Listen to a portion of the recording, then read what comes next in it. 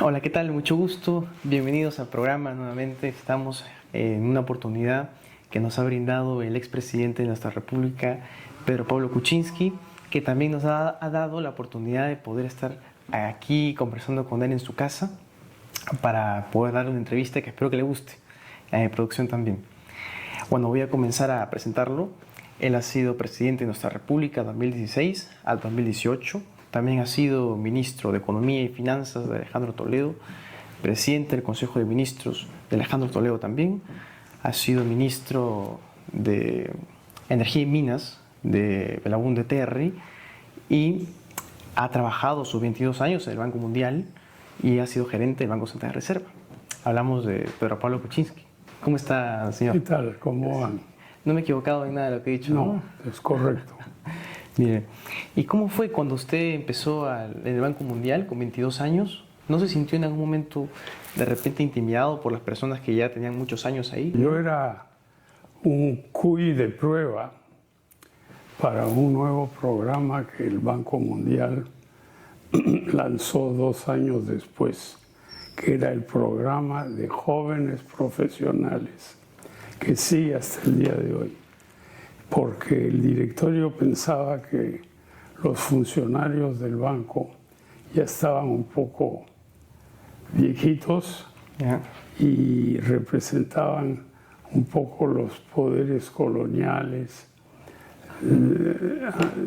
antes de la Segunda Guerra Mundial.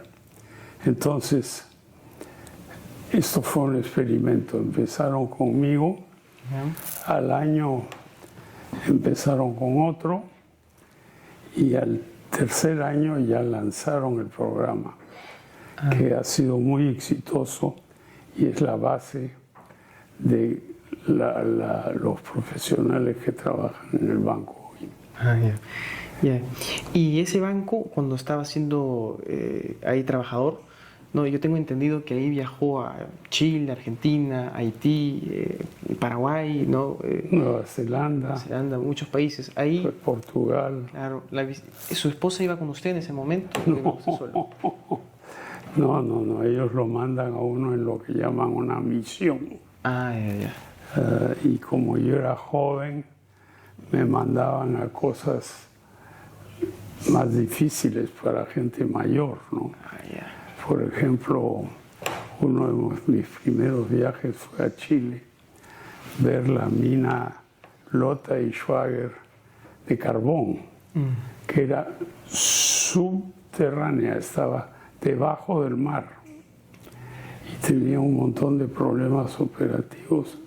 Entonces me mandaron a mí, yo no soy experto en minería de carbón ni nada así, pero en fin, fui recopilando un poco de información a ver cómo se reflotaba la compañía que al final quebró, ¿no? Y cuando ya dejó de trabajar en el Banco Mundial y lo convencieron y vino al Perú a trabajar en el Banco Central de Reserva, ¿no? Y llegó el golpe de Estado de Juan Velasco Alvarado. Cuando sucedió eso y lo enjuiciaron a usted, ¿cómo escapó del Perú? ¿Pasó por la frontera? ¿Fue por la Panamericana? ¿Hubo un amigo suyo que estuvo acompañándolo? ¿O por un río? ¿Cómo fue? Bueno, eso está en mi memoria, mi libro, Tarea Interrumpida, que es un libro de Aguilar Random House. Y el gobierno militar tenía que justificar un poco por qué estaba ahí, ¿no? Entonces se agarraron con la IPC,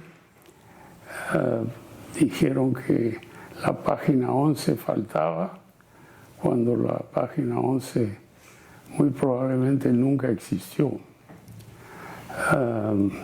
Y después empezaron a juzgar los funcionarios de esa época, Sandro Mariatti, que había sido ministro de Hacienda varios años, Carlos Rodríguez Pastor, que era el gerente general del Banco Central, yo, que era su segundo, Antonio Tarnavieski, que era el jefe de contribuciones, como se llamaba entonces, la SUNAT.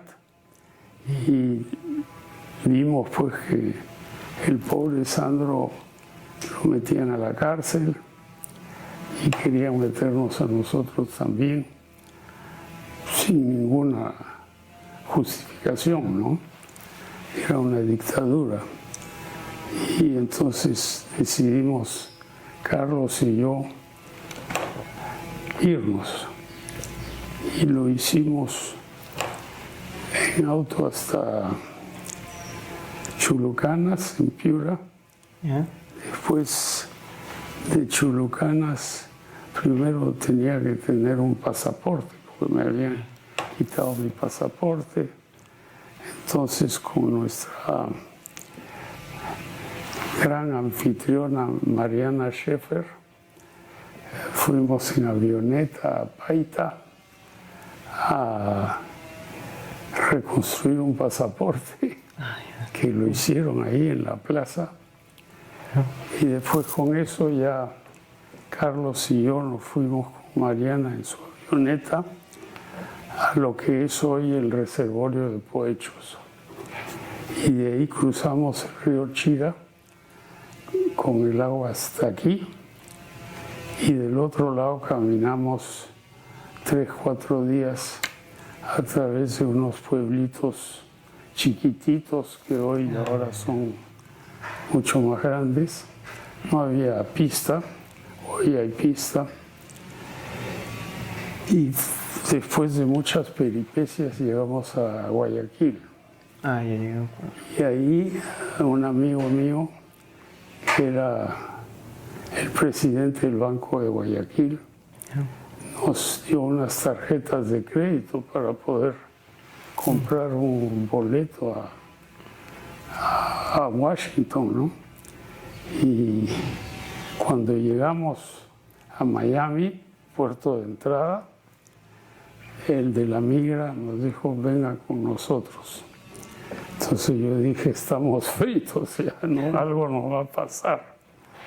Y nos llevaron por un montón de pasadizos a una oficina que no tenía número en la puerta, en el mismo aeropuerto. Y ya se abrió la puerta y el que estaba adentro nos dijo, Welcome to the United States. Y lo que pasa es que mi suegro, que había sido congresista, no el William Casey de la CIA, fue congresista demócrata de Massachusetts, se había preocupado mucho, ¿no? Porque su hija estaba casada conmigo, había 3 hijos de por medio, y él organizó esta recepción. Y después Carlos se fue a Nueva York y yo me fui al Fondo Monetario en Washington porque mi esposa estaba todavía secuestrada aquí, ¿no? Y el Fondo Monetario mandó a su director de América Latina, el señor Walter Robichek, y vino a hablar con el general Morales Bermúdez, que nos conocía muy bien y que era el ministro de Hacienda. Y le dijo, usted debe soltar a esta gente. Y lo hizo. Que es verdad que iba con sus ternos arriba, su amigo, cuando pasaron por el río. Bueno, él había puesto su ropa en una bolsa, todo bien dobladito, y la llevaba encima de la cabeza para que no se moje en el río, ¿no? Cuando volvió al Perú nuevamente, creo que por ahí de los años 80, años en los que el Sendero Luminoso empezó a tener poder, ¿no? Y estuvo contra usted, ¿no? Y tuvo que salir del país nuevamente y vivir unos 10 años en Nueva York. Ahí en ese, sí, en ese yo tiempo... no vivía en Nueva York debido al Sendero Luminoso. Yo era, en esa época yo era ministro de Energía y Minas. Y fue una época de gran éxito. Se descubrió camisea, por ejemplo. se hicieron una serie de grandes obras como Restitución, que es la segunda central de Mantaro. Hubo represas en Arequipa, en Piura, por todos lados. Fue una época de mucha actividad. ¿Y en esos 10 años pensó en ya no volver al Perú o siempre quiso volver a nuestro país? No, yo siempre pensaba volver y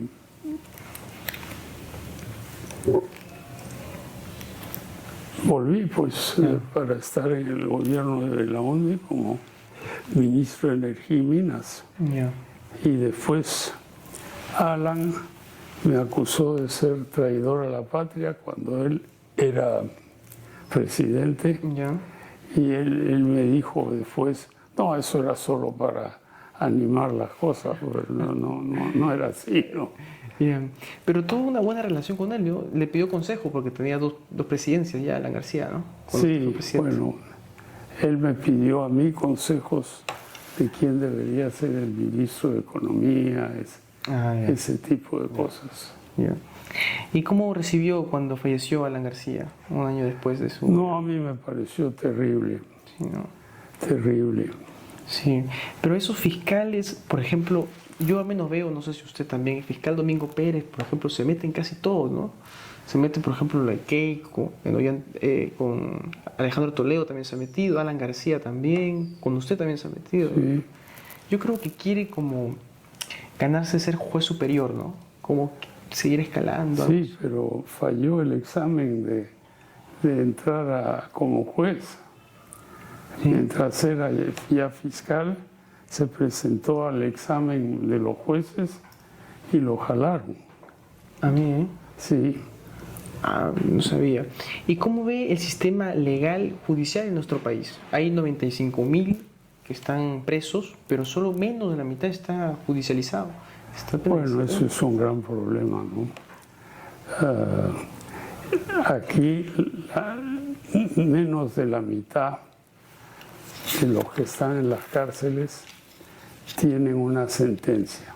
Y el sistema judicial es lento, es formalístico y no es muy objetivo dependiendo de qué jueces. Y acerca de la traición, por así decirlo, ¿no? De su expresidente Martín Vizcarra, que era su vicepresidente, ¿no? ¿Usted no veía ya que se estaba reuniendo con la oposición y pensó en votarlo en ese momento? ¿No lo veía? No estaba suficientemente bien afiatado para hacer eso, ¿no? Aparte que no tenía mucho respaldo en el Congreso, ¿no? Había ganado bastante la oposición. Sí, bueno, la oposición controlaba el Congreso. Sí. Los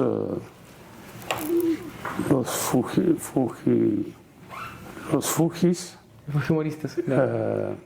Tenían 73 curules de 120. Claro. O sea, tenían todo. No lograron bajarme, no tuvieron suficientes votos, pero tenían mucho más de la mitad, ¿no? Sí. Y cuando fue ministro de Alejandro Toledo, ¿es verdad eso que era impuntual Alejandro Toledo o que le gustaba mucho tomar? ¿Es eso cierto? Bueno, eso de tomar yo no sé.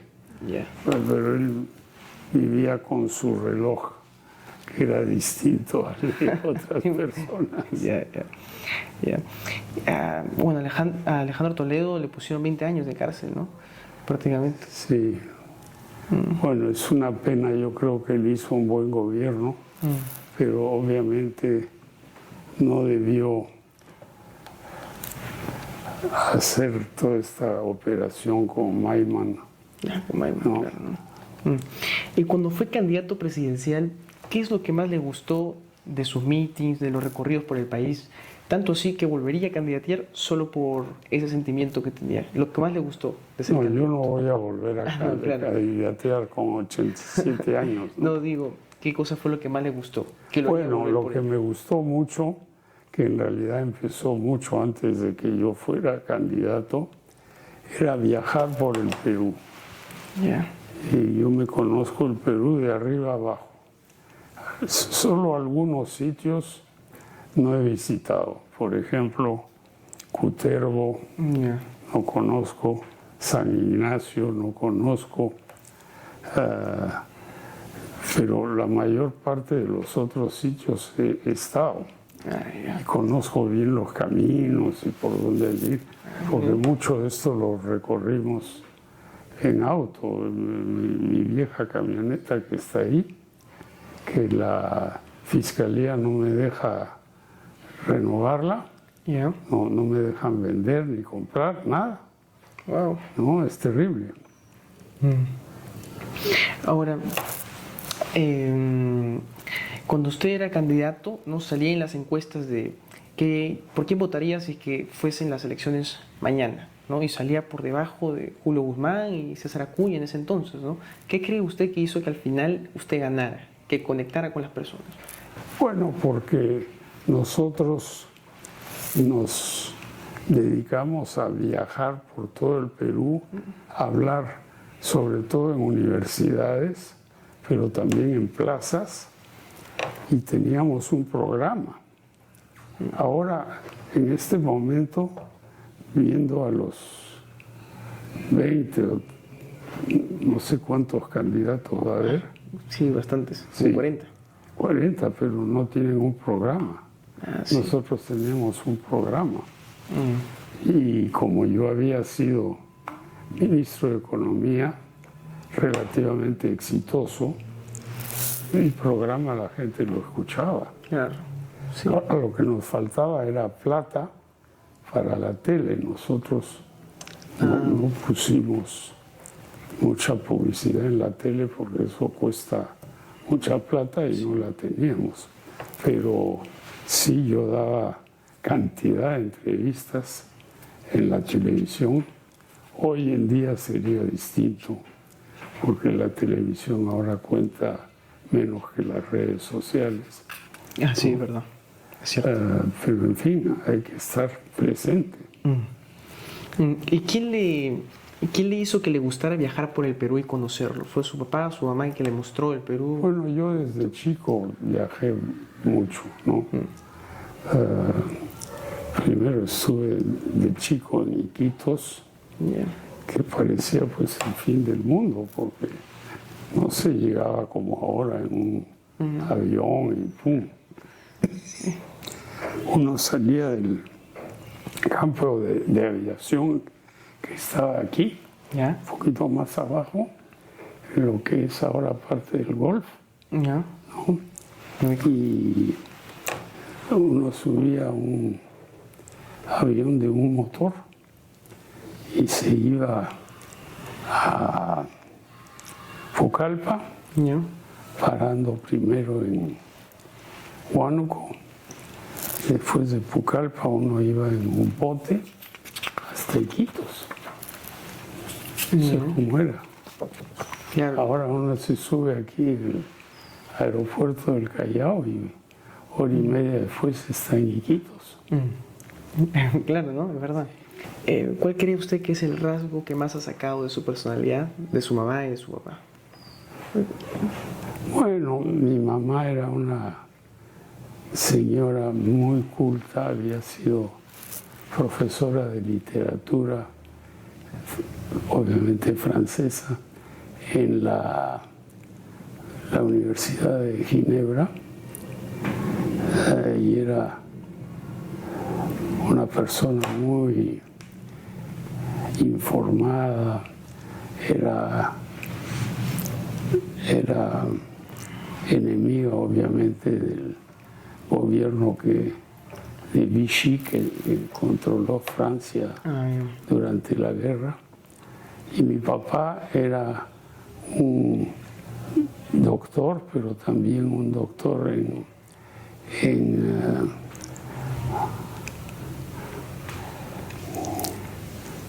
ciencias sociales, y él estaba fascinado por el Perú porque ahí veía los temas en concreto.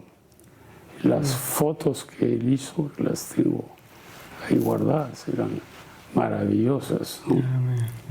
¿Y usted se considera que es una persona cálida, divertida o algo reservada? ¿Cómo se considera usted? ¿Es verdad que cuando uno va avanzando la edad pierde la vergüenza? ¿Es cierto eso o no? No. Yo no soy populachero. Ya. Y trato de decirle a la gente cosas concretas, no simplemente hablar, ¿no? Y por eso yo me concentraba en mi programa, iba mucho a universidades, yo me he recorrido gran parte de las universidades del Perú. Y ahí vamos, pues. Claro. Usted ha estado en bastantes colegios, ¿no? Ha estado en el colegio de Inglaterra, en el colegio Markham College aquí, en un civil militar en Inglaterra, creo, ¿no? Y en Suecia también ha estado en un colegio. ¿Cuál de ellos tiene usted recuerdo más vívido, más lindo en esos colegios que ha estado? Mire, yo estuve un año en el colegio público en Suiza, porque mi mamá estaba ahí para ayudar a su hermano que tenía una clínica. Y me pareció espectacular el colegio. Se aprendía todo tipo de cosas, de ciencia, de música, de muchas otras cosas. Y eso me despertó y me hizo pues cambiar un poquito de rumbo, porque yo estaba aquí en el Markham, en el internado. Ya. Ahora nadie se recuerda del internado, pero yo sí lo recuerdo. Y cuando mi mamá se enfermó, mi papá nos mandó a mi hermano y a mí a un internado en Inglaterra, pero no en la parte sur de Inglaterra, en el norte. Un colegio muy orientado hacia la disciplina militar. Cada semana había un día de instrucción militar y giras por los montes con aparatos y cosas. Y de ahí pues yo estaba en Inglaterra ya, mi mamá estaba ya agonizando, entonces yo apliqué a la universidad en Inglaterra y entré a Oxford y conseguí una beca y eso me mantuvo los años que estuve ahí. Y cuando era estudiante universitario en Oxford, ¿no? ¿Qué hacía en sus tiempos libres? ¿Estaba con una amiga, un amigo? ¿Tenía reuniones? Yo me dediqué mucho a la música y tenía una amiga linda, inglesa, con ojos azules. Y me pasé mucho tiempo con ella, ¿no? Y ella vive todavía. ¿A qué se dedica ella? Ella no sé, ella estuvo dirigiendo obras sociales de la iglesia, pero después se casó y vive en Escocia. Mire. ¿Cuál es el recuerdo más bonito que tiene de sus años de universidad? No, es la alegría y sobre todo las conferencias que daban, no tanto los economistas, pero los historiadores. El A.J.P. Taylor, que era uno de los conferencistas más destacados, se paraba en medio de la sala con 200 chicos y chicas ahí y daba su discurso que duraba 1 hora sin un papel, sin un proyector, sin nada. Él hablaba. Y yo tomaba notas y todavía las tengo. Un gran historiador. Miren. Presidente, ¿en su familia ha habido mascotas comunes o poco comunes? Comunes, por ejemplo, sería un perro, un gato. Poco común sería... Yo, por ejemplo, tengo una amiga que tiene 2 ratitas, tiene su correa, su ropita, un loro también. Yo tengo un pollito, por ejemplo. Además de comprar un pollito. ¿Ha tenido otra poco común? ¿Sería un mono, por ejemplo, una tortuga? ¿Ha tenido? Bueno, cuando vivimos en Iquitos, sí teníamos un mono entrenado a traerle su whisky a mi papá. Mire. Era un no mono de Loreto, era un mono que habían traído de algún sitio porque era un chimpancé. Y chimpancé. en la selva no hay chimpancés. Pero él estaba entrenado a meter el whisky, un cubo de hielo, un poquito de agua, y caminaba con el vaso y se lo daba a mi papá. Ah, mire. Obviamente no a mí, porque yo era chiquito, ¿no? Claro, pero el mono iba caminando sin ropa, desnudo en la casa, o tenía algo, un mandil, tenía algo, bueno. Sí, algo, un mandilito. Ay, ya. Presidente, ¿y cuál es la vinculación que tiene usted con la educación, la medicina y el cine también, la cinematografía? Bueno, yo tengo una vinculación muy indirecta con el cine porque mi primo hermano, Jean-Luc Godard, que estuvo aquí en el Perú cuando yo era chico, se desarrolló en un gran director de cine, ¿no? Aunque después yo no lo vi mucho porque él andaba por su camino, pero yo lo ayudé a él porque el gobierno francés lo estaba reclutando para la guerra en Argel. Uy. Y él no quería ir a Argel, ¿no? Claro. Entonces llegó a la casa de mi abuelita cerca de Ginebra y me dice, yo todavía era chiquito, me dice, ¿tú sabes a dónde está la llave del auto? Sí, le dije, está aquí. Se la di, agarró el auto y se fue. Mire. Y bueno, cuando era ministro de Economía estaba con bastantes números, cuando también estaba siendo gerente de Banco Central de Reserva también. Pero ¿le ha gustado o en algún momento le ha interesado meterse en el tema de comunicaciones? Tal vez un momento en la radio, en la televisión, un momento así. Bueno, yo durante 10 años tuve mi programa en RPP todos los viernes a las 7:15 de la mañana. Diálogos con PPK. Ah, mire. Y tenía muy buen rating eso. Ay, ¿cuándo fue eso? ¿Qué año?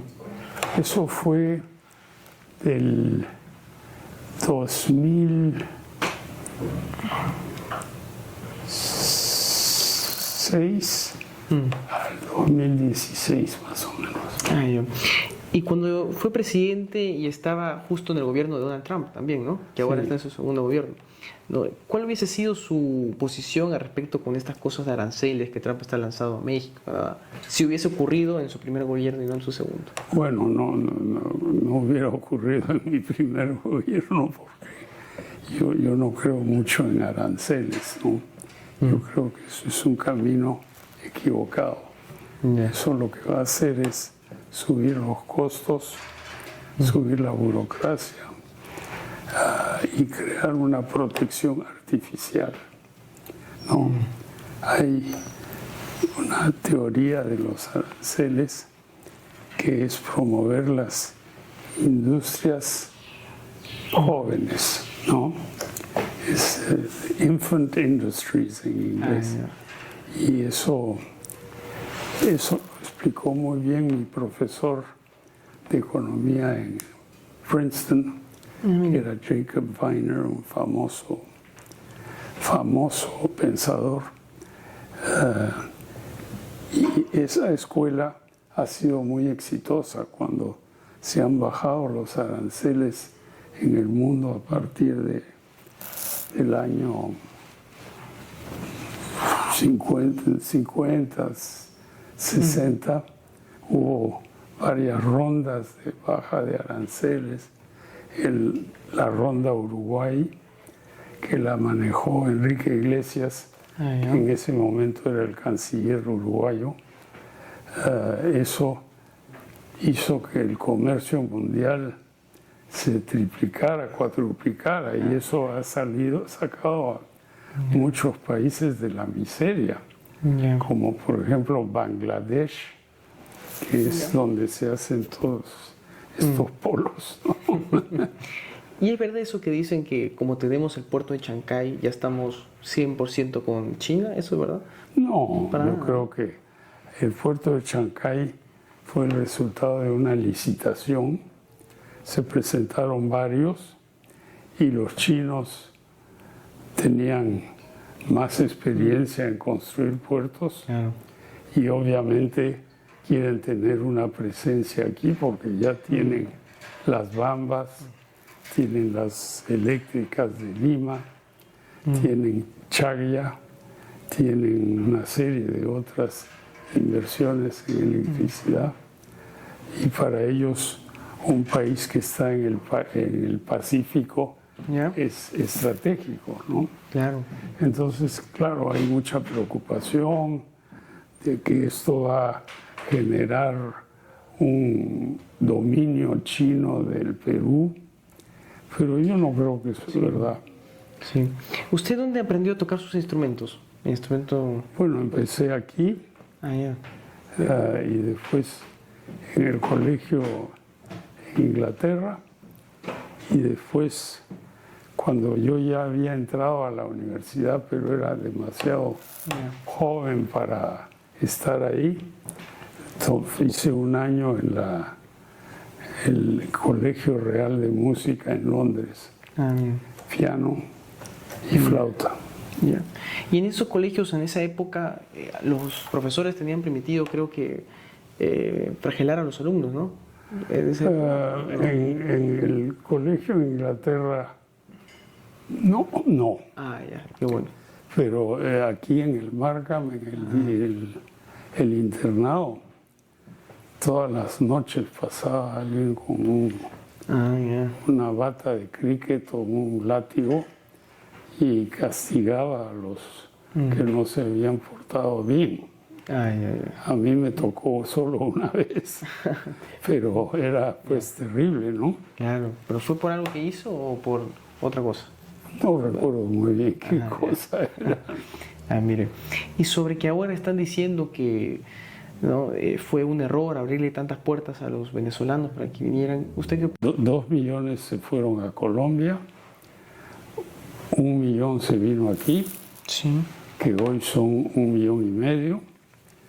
A Brasil se fueron un poquito menos de 1 millón. A Estados Unidos se fue mucha gente, pero no los dejaron entrar, ¿no? Ah, claro.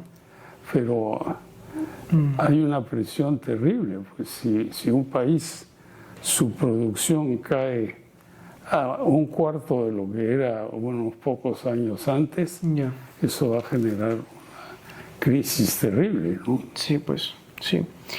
Y ya la última pregunta para finalizar la entrevista, doctor, es si sus papás estuvieran aquí y lo pudieran ver en la situación en la que está, ¿no?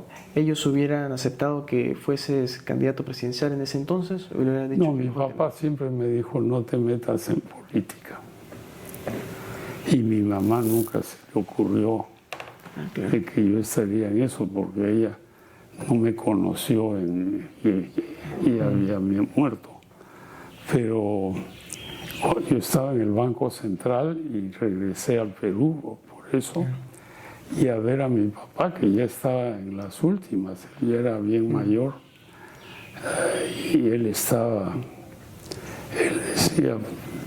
política nada, porque él estuvo preso Ya. un año durante el gobierno de Oria por haber sido simpatizante de ideas progresistas como las del APRA.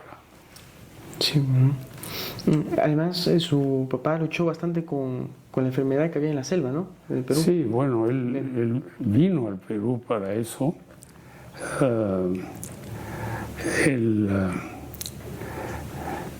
El ministro de Salud lo invitó. Él estaba en Venezuela Ya. y vino aquí y se dedicó a la enfermedad de Hansen, que es la lepra, Ah, ya. pero para eso pues tuvo que ir al leprosorio de San Pablo. Ya.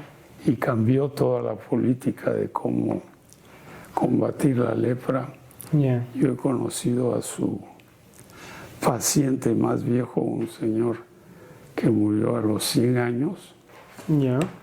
Yo fui ahí a San Pablo y con mi hijita Susi, y Susi le digo, ¿le puedes dar la mano? Y le dio la mano. Y mucha gente cree que te vas a hacer eso y te va a dar la lepra. Pero no es así. La enfermedad de Hansen es después de prolongado contacto.